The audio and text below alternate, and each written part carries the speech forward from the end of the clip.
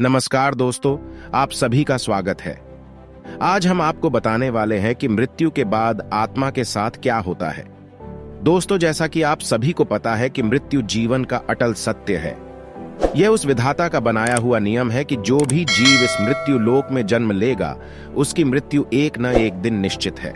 दोस्तों, गरुड़गदा पुराण के अनुसार जब भी किसी मनुष्य की मृत्यु होने वाली होती है तो उसे असहनीय पीड़ा होती है। मृत्यु के समय मनुष्य को बहुत पीड़ा होती है। हम आपको एक उदाहरण देकर समझा रहे हैं। जब हमें कोई एक बिच्छू डंक मारती है तो हमें कितनी ज्यादा तकलीफ होती है।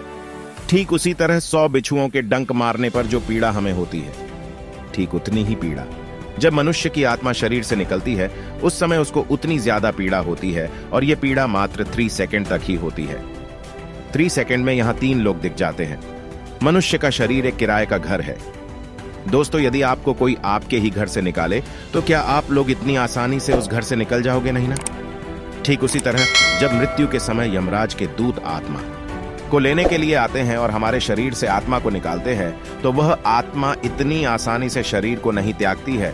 दोस्तों, जब मृत्यु के समय यमराज के 2 दूत आत्मा को लेने के लिए आते हैं तो मनुष्य उन्हें देखकर डर जाता है तथा डर के मारे पेशाब तक कर देता है।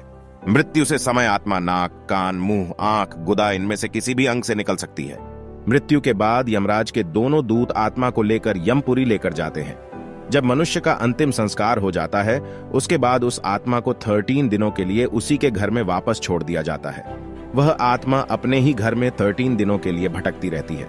जब 13 ही हो जाता है, उसके बाद उस आत्मा को वापस यमराज के पास यमपुरी ले जाया जाता है। गरुड़गदा पुराण के अनुसार पापी आत्मा को यमराज के दोनों दूत उस आत्मा को मारते हुए लेकर जाते हैं। रास्ते में उसे भूख प्यास लगती है, लेकिन उसे कुछ नहीं दिया जाता है। यम मार्ग पर ही वैतरणी नदी पड़ती है। यह नदी बहुत ही गहरी तथा देखने में काफी भयानक दिखती है। यह पापी आत्मा को देखकर गर्म तेल के भांति खौलने लगती है। इसका ताप 12 सूर्य के ताप के बराबर होता है। दोस्तों, उस पापी आत्मा को उसी वैतरणी नदी में डाल दिया जाता है। वह आत्मा रोती बिलखती अपने परिजनों को याद करती है, उन्हें बुलाती है, लेकिन उसकी मदद के लिए कोई नहीं जाता। उसके बाद जब उसे वैतरणी नदी से निकाला जाता है, उसके बाद उसे यमराज के समक्ष प्रस्तुत किया जाता है।